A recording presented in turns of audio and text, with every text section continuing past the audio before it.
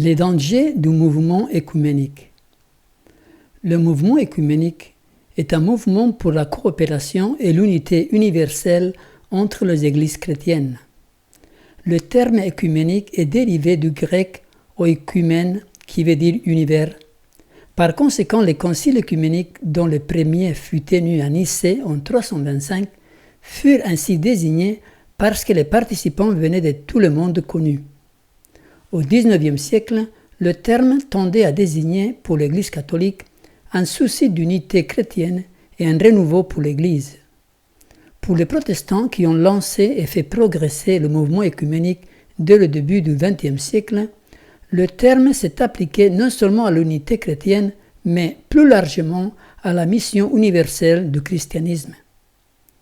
Jusqu'au XXe siècle, seuls des efforts sporadiques furent réalisés pour réunir une chrétienté déchirée au cours des siècles par des schismes, la réforme et d'autres querelles. L'unité fut facilitée au XIXe siècle par le développement d'organisations telles que les sociétés missionnaires et bibliques, l'association des jeunes chrétiens, que de nombreux protestants et de diverses confessions rejoignirent pour soutenir les causes communes. Au début du XXe siècle, le mouvement d'union était presque exclusivement protestant. Les objectifs de l'œcuménisme. La conférence missionnaire internationale de 1910 à Édimbourg marqua le début de l'œcuménisme moderne qui tente de mettre en valeur la mission évangélique, la vocation de service et la responsabilité doctrinale de l'Église. De nos jours, ces trois aspects sont favorisés par le Conseil œcuménique des Églises constitué en 1948. Le souci évangélique de l'œcuménisme moderne entraîna la formation en 1921 du Conseil international des missions qui comprenait 17 organisations missionnaires. Il coordonnait la stratégie des missions et aidait les nouvelles églises. Les efforts pour servir leur idéal réalisés par des chrétiens par-delà les frontières confessionnelles et nationales s'est réalisé en 1925 à Stockholm lorsque la conférence chrétienne universelle sur la vie et l'action fut convoquée pour étudier l'application de l'Évangile aux affaires industrielles, sociales, politiques et internationales. Ces mouvements avaient pour slogan « Le service unit, mais la doctrine divise ». Le mouvement pour l'œcuménisme doctrinal entraîna en 1927 la réunion de la première conférence internationale de la foi et de la Constitution. La conférence conclut que Dieu veut l'union et cependant, bien que le début de la désunion puisse se justifier, nous nous lamentons parce qu'elle dure. Une seconde conférence de la foi et de la Constitution s'est réunie à Édimbourg en 1937, alors que la même année, une autre conférence sur la vie et l'action s'est déroulée à Oxford. Les participants des deux conférences convinrent que leurs travaux devaient être coordonnés. En 1938, un comité provisoire fut nommé pour former une institution représentative des églises. La mise en place du Conseil œcuménique des églises, qui devait avoir lieu en 1941, fut différée de 7 ans en raison de la Seconde Guerre mondiale. En 1961, le courant missionnaire de l'effort œcuménique protestant rejoignit le courant des services et des doctrines lorsque le Conseil international des missions fusionna avec le Conseil œcuménique des Églises. Les protestants furent presque les seuls à animer cette tendance jusqu'en 1920, date à laquelle le patriarcat de Constantinople fit une déclaration encyclique exhortant tous les chrétiens à se réunir. Les églises orthodoxes orientales furent membres du Conseil œcuménique dès sa constitution. L'œcuménisme continua à se développer parmi les protestants et dans l'Église orthodoxe. Ainsi, en 1950, 29 confessions se regroupèrent aux États-Unis pour former le Conseil national des Églises. L'Église catholique romaine, cependant, continua à rejeter sans appel le mouvement. De son point de vue, l'union de l'Église signifiait le retour des sectes schismatiques vers une seule et vraie Église, à savoir l'Église catholique romaine.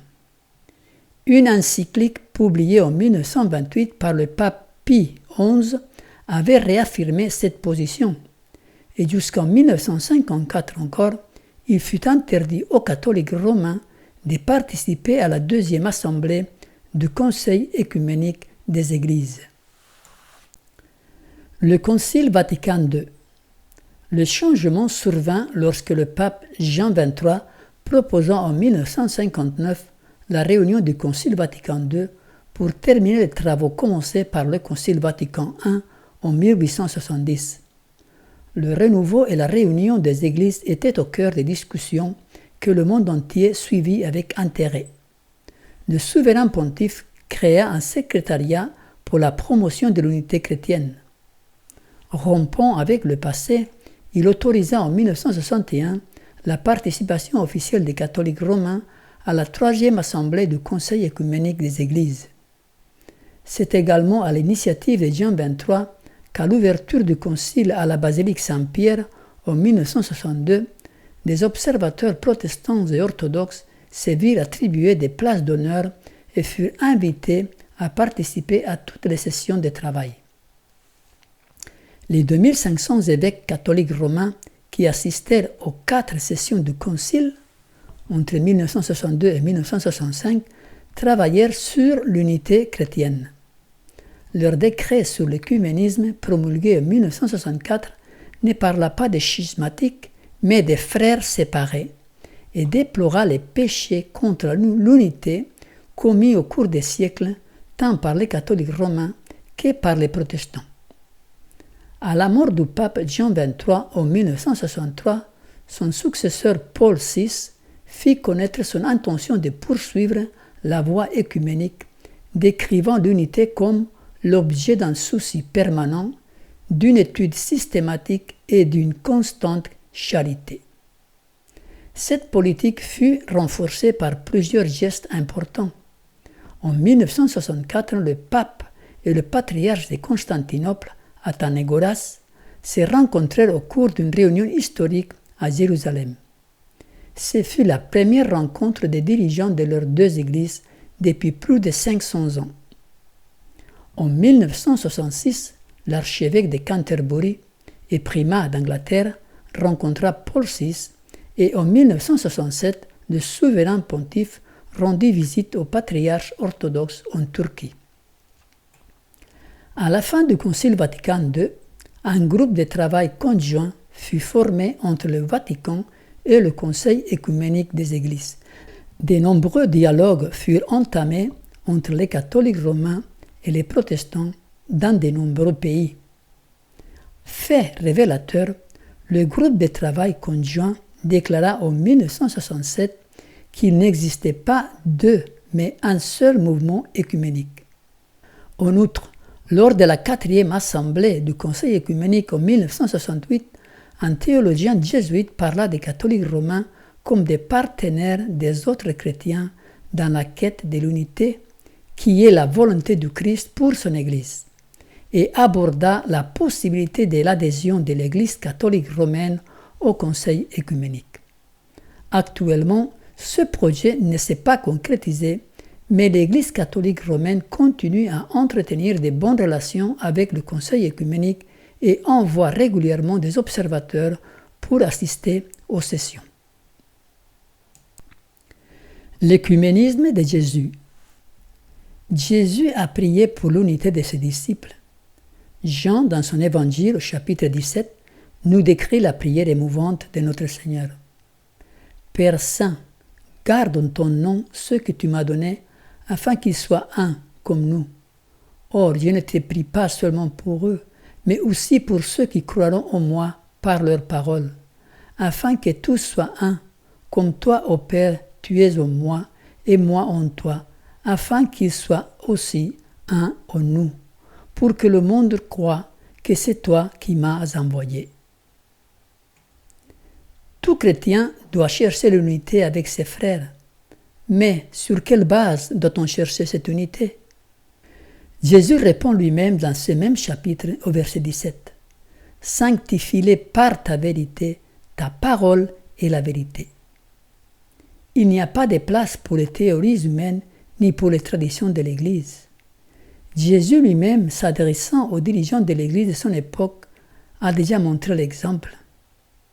Il leur dit aussi, « Vous annulez fort bien le commandement de Dieu pour garder votre tradition. » Et plus tard, Paul fera de même. « Prenez garde que personne ne vous séduise par la philosophie et par des vaines tromperies, selon la tradition des hommes, selon les rudiments du monde et non selon Christ. » Luther, dans son étude de la Bible, était aussi arrivé à la même conclusion quand il déclara « À moins d'être convaincu par le témoignage de la parole, je ne peux pas et je ne vais pas me rétracter. » Le cri de la réforme était la Bible et la Bible seule. Que dirait Luther aujourd'hui s'il voyait l'Église qui porte son nom renoncer à ce principe vital qui a fait de lui le champion du protestantisme? Dieu ne change pas, sa loi est éternelle et immuable. En sommes-nous convaincus? Malachie 3,6 nous dit « Car je suis l'Éternel, je ne change pas ». Quel est le problème qui se pose à un chrétien faisant partie du mouvement œcuménique? La réponse est simple. La base de l'unité n'est pas la parole immuable de Dieu et ses préceptes. Matthieu 5,17 nous dit « Ne pensez pas que je sois venu abolir la loi ou les prophètes.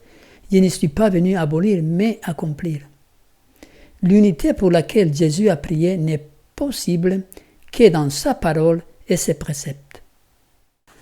La Charte Ecumenica. Ce document a été publié par les grandes organisations luthériennes et catholiques, la CEC, Conférence des Églises européennes, et la CCEE, Conférence européenne des évêques catholiques, à Genève au mois de juillet 1999. Le sous-titre indique « Pour la coopération des Églises en Europe ». Ce document encourage la promotion d'une union complète des Églises. Inutile de préciser que cette union se fera sous la direction de l'Église catholique. Le but, c'est de dialoguer pour arriver à s'unir sous le point commun et laisser de côté les désaccords. Ce document va promouvoir l'œcuménisme dans l'éducation chrétienne, l'éducation théologique et dans d'autres formes d'éducation. Il veut utiliser la prière pour unir tous les chrétiens sous la même bannière. Il dit « Prier ensemble constitue le cœur même de l'œcuménisme ». Il propose aussi une évangélisation commune, c'est-à-dire ne pas se voler les membres les uns aux autres, mais évangéliser les non-croyants ensemble. D'autres documents similaires ont été rédigés ces dernières années dans le même but, c'est-à-dire l'unification des églises. Citons par exemple la déclaration conjointe sur la doctrine de la justification faite par la Fédération mondiale luthérienne et l'Église catholique. Le Conseil mondial des Églises. Le Conseil mondial des Églises, appelé aussi Conseil œcuménique des Églises, est composé de presque toutes les églises non catholiques du monde entier. Il est divisé en groupes continentaux, nationaux et régionaux. L'Église catholique n'est pas membre du Conseil mondial des Églises, cependant elle est membre fondateur des groupes d'études des Églises chrétiennes nationales et assure souvent la présidence dans cette assemblée. La ACK est un maillon dans les plans du Vatican et appartient à l'équipe de collaborateurs du pape. La manière dont la collaboration entre le Conseil œcuménique des Églises et le groupe d'études des Églises chrétiennes se réalise met en évidence le développement suivant. Dans la sphère du groupe d'études des Églises chrétiennes, les églises et associations cultuelles se considèrent mutuellement et en permanence en obligation œcuménique. Justement, pour l'ACK, il est évident que le COE et l'ACK constituent un réseau qui se recoupe. Le but du Conseil œcuménique des Églises sont appeler les Églises à l'unité visible dans une seule foi et une communauté eucharistique unique qui trouve son expression dans le culte à Dieu et dans la vie commune en Christ, et d'aller vers cette unité afin que le monde croie. des facilités à chaque endroit et partout, le témoignage commun des églises. Au sujet des lignes de conduite du programme du COE, il est dit « Le travail œcuménique au niveau national, régional et mondial fait partie d'un seul et même mouvement et se complète réciproquement. Les relations entre les organisations ne sont pas linéaires. Ces organisations forment plutôt un réseau. » Lors de sa création en 1948, le Conseil œcuménique des Églises rassemble 147 églises issues de 44 pays. En 2013, il réunit 345 églises, dénominations et communautés d'églises de 120 pays, représentant plus de 500 millions de chrétiens répartis à travers le monde. Le siège social se trouve à Genève. Des rencontres surprenantes. Le 27 octobre 1986, à Assise, en Italie, une rencontre de prière a eu lieu entre les représentants des grandes religions mondiales, catholiques, protestants, orthodoxes, juifs, musulmans, bouddhistes, hindous. Cela fut célébré comme une journée historique mondiale. La deuxième journée mondiale des prières eut lieu en 1993 en présence des délégués de toutes les religions du monde et de toutes les confessions chrétiennes. Cela faisait partie des préparatifs pour l'établissement d'une Église mondiale sous la conduite du pape. En 1997, le pape Jean-Paul II affirma lors d'une rencontre mondiale de la jeunesse que l'unité de tous les chrétiens doit être atteinte par le sacrement de l'Eucharistie et de la pénitence. L'unité avec les religions non chrétiennes doit être réalisée par un dialogue fécond. En Amérique, les dirigeants protestants et les catholiques ont signé une déclaration commune le 29 mars 1994, Évangélisation 2000, en commun avec des pasteurs protestants et des prêtres catholiques. Ainsi, la réformation et la contre-réformation sont terminées. Le 3 mars 1984, en conclusion de la commission commune catholique romaine, protestante luthérienne au Vatican, le document Unité devant nous fut signé par les deux parties. Dans ce document, ils reconnaissent en somme: c'est notre profonde conviction que chaque pas vers l'unité doit être compris et fait pour l'unité de toutes les églises. En 2013 est publié par la Commission luthérienne catholique pour l'unité le document du conflit à la communion, commémoration commune luthéro-catholique de la Réforme en 2017. Dans le cadre de la préparation de la célébration du 500e anniversaire de la Réforme et du 50e anniversaire du dialogue entre luthériens et catholiques. Le 31 octobre 2016, à l'invitation de la Fédération luthérienne mondiale, le pape François assiste en personne à Lund au lancement de l'année commémorative de ce 500e anniversaire de la Réforme, dans un déplacement que le souverain pontife qualifie de voyage important et spécial d'un point de vue ecclésial. Le président de la FLM, Moni Byunan, et le pape signent une déclaration commune qui a pour objectif de faire progresser catholiques et luthériens vers l'unité, affirmant que ce qui nous unit, entre les catholiques et les luthériens, est plus grand que ce qui nous divise, et qu'ils cherchent à lever les obstacles persistants qui les empêchent d'atteindre la pleine unité.